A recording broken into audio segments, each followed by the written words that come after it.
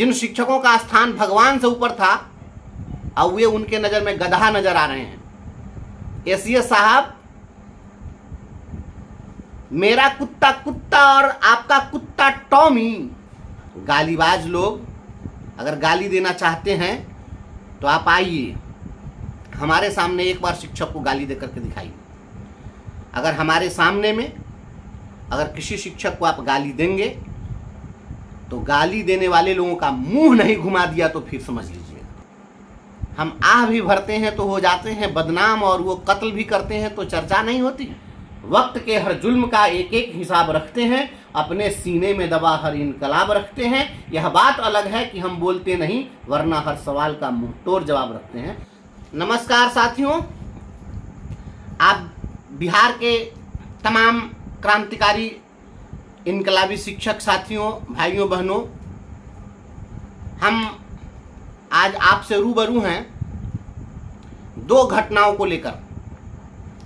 एक घटना घटती है पूर्णिया में, जहां पर भरे मीटिंग में वहां के जिला कार्यक्रम पदाधिकारी द्वारा शिक्षकों को गधा कहा जाता है। और दूसरी घटना जो खूब सोशल मीडिया में वायरल है, जो पटना के बांकीपुर की एक शिक्षिका, जिन्होंने सोशल मीडिया में बस इतनी सी टिप्पणी की कि शिक्षकों की मानसिकता से खिलवाड़ हो रहा है, बस इतने ही पर शिक्षिका के ऊपर कार्रवाई कर दी गई है, स्पष्टीकरण मांग दिया गया है, वेतन कटौती का आदेश दे दिया गया है। मेरे दोस्त, मेरे भाई, आपको पूर्णिया में जिन लोगों ने गधा कहा, क्या आपका खून नहीं खौला? हमारे जो भी साथी वहां पर थे, अगर आपको वे गधा कह के संबोधित कर रहे थे तो उनको उसी जगह मुंहतोड़ जवाब मिल जाना चाहिए था। हालांकि आप लोगों ने जवाब दिया भी, लेकिन ये जिसके पात्र हैं वह उपयुक्त जवाब नहीं मिला। एसीएस साहब, महान शिक्षा सुधारक, भारत के भाग्य विधाता आदरणीय के पाठक जी, आपका डीपीओ शिक्षकों को गधा कहता है। शिक्षक अगर गधा हैं तो वो क्या हैं? उनको भी किसी शिक्षक ने पढ़ाया, तभी जाकर वह डीपीओ बने। जिन शिक्षकों का स्थान भगवान से ऊपर था, अब वे उनके नजर में गधा नजर आ रहे हैं। यदि यही बात कोई शिक्षक किसी पदाधिकारी के विरुद्ध कह दे तो वेतन कटौती, स्पष्टीकरण, और यदि एक पदाधिकारी शिक्षकों को सरेआम कहता हो कि तुम लोग गधे हो, तो उसके खिलाफ क्या कार्रवाई हो रही है? अगर आप कार्रवाई नहीं करते हैं तो उनको नोबेल पुरस्कार के लिए उनको नामित कर दीजिए, भेजिए अनुशंसा कि नोबेल पुरस्कार इनको दिया जाए, क्योंकि इतना बड़ा शिक्षा सुधारक तो बिहार में कोई आया नहीं। एसीएस साहब, मेरा कुत्ता कुत्ता और आपका कुत्ता टॉमी, ऐसे नहीं चलता है। अगर कोई शिक्षक थोड़ी सी भी कड़वी बात कह दे जो यथार्थ होती है, फिर भी आप उसको पचा नहीं पाते हैं और आपका पदाधिकारी गाली देता है। गालीबाज लोग अगर गाली देना चाहते हैं तो आप आइए, हमारे सामने एक बार शिक्षक को गाली दे करके दिखाइए।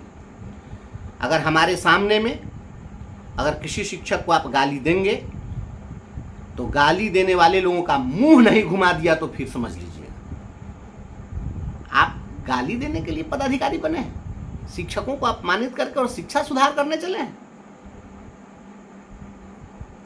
जब एक शिक्षिका सोशल मीडिया पर यह टिप्पणी करती है कि शिक्षकों की भावना से खिलवाड़ हो रहा है, तो इसमें क्या गलत कह दिया?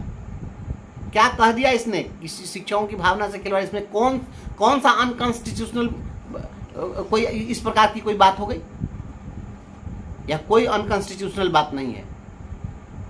और आप जिस तरीके से कर रहे हैं, बिहार के शिक्षकों को आप बकरी या खसी मत बुझिए कि उसको मुंह पकड़ के लोग उसको जब्बा कर देते हैं ताकि वह चू भर भी बोल नहीं सके। आप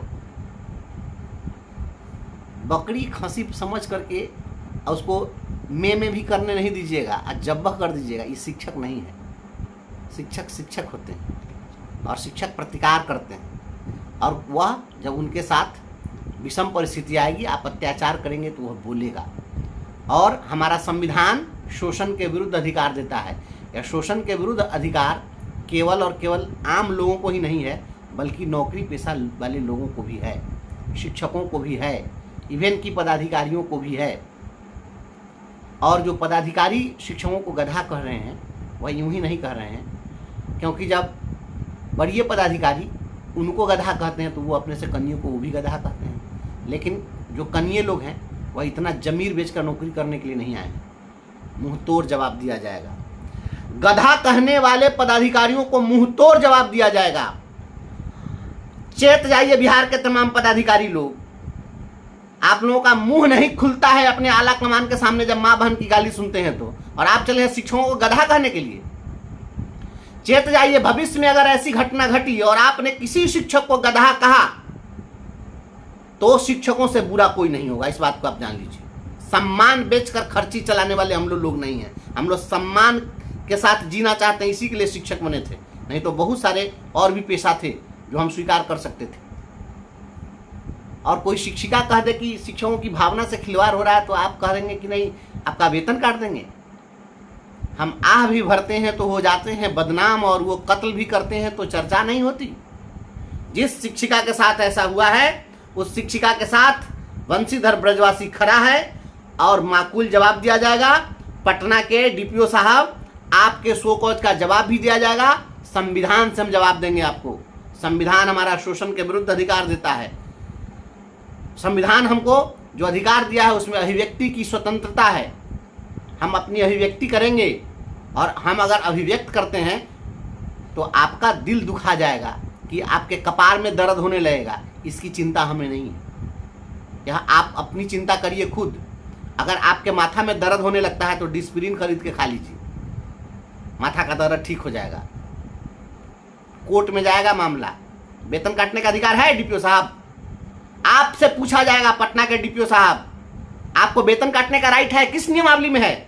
मैं उस शिक्षिका बहन से कहना चाहता हूं, आप सूचना के अधिकार में मांगिए कि किस नियमावली में किसी डीपीओ को शिक्षक का वेतन काट देने का अधिकार है बिना प्रोसीडिंग चलाए हुए।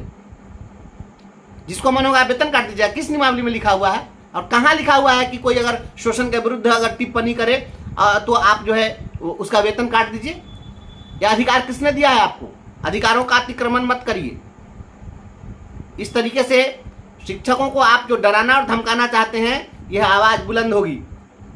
आप केवल आचार संहिता समाप्त होने दीजिए, और आचार संहिता समाप्त होने के बाद शिक्षकों के साथ जो अत्याचार हो रहा है, जो अन्याय हो रहा है, उस अत्याचार और अन्याय के खिलाफ हम तमाम लोग एकजुट होकर खड़े होंगे।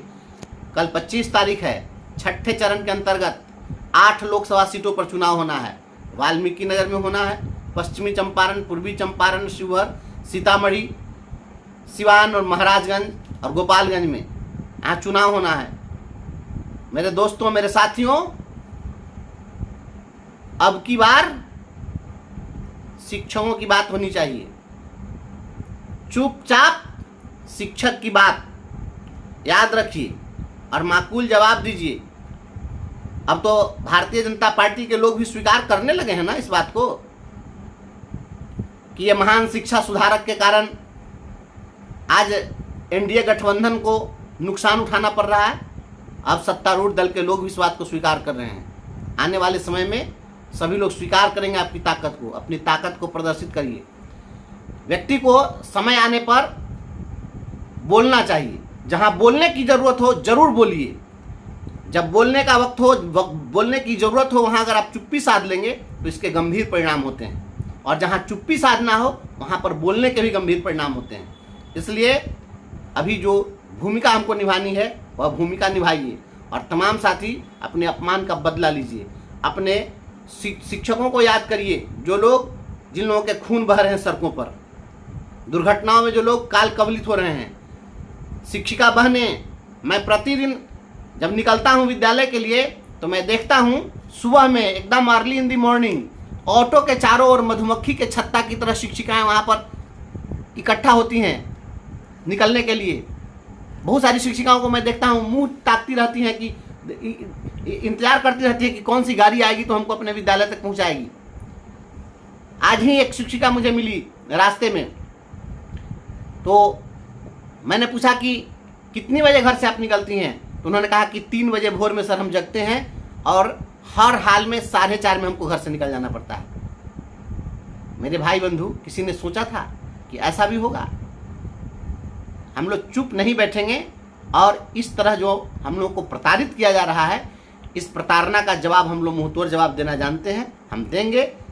इसलिए आप तमाम साथियों से मेरा करबद्ध अनुरोध है कि आप सभी लोग इस पर विचार करिए और अपने साथ हो रहे अन्याय का बदला जरूर लीजिए और इन लोगों को साफ साफ खुले शब्दों में कह दीजिए कि मेरा कुत्ता कुत्ता और तुम्हारा कुत्ता टॉमी नहीं है। तुम यदि गाली दोगे तो हमारी ओर से भी कोई फूल नहीं बरसेगा। और आप एयर कंडीशन में बैठ करके और लोगों को तपती दोपहरी में जलने के लिए जो मजबूर कर रहे हैं, तो नहीं, आप भी मोटरसाइकिल से निकलिए तो आप महसूस करिए, आप भी एक बार आइए। इसलिए तमाम साथियों से मेरा फिर से एक बार अनुरोध है कि आप लोग इसका जवाब दीजिए। हम लोग चुप्पी साधे हुए हैं, इसीलिए ऐसा लोग कर रहे हैं। वक्त के हर जुल्म का एक एक हिसाब रखते हैं, अपने सीने में दबा हर इनकलाब रखते हैं। यह बात अलग है कि हम बोलते नहीं, वरना हर सवाल का मुंहतोड़ जवाब रखते हैं। तो मुंहतोड़ जवाब दीजिए। इन्हीं अपेक्षाओं के साथ बहुत बहुत धन्यवाद।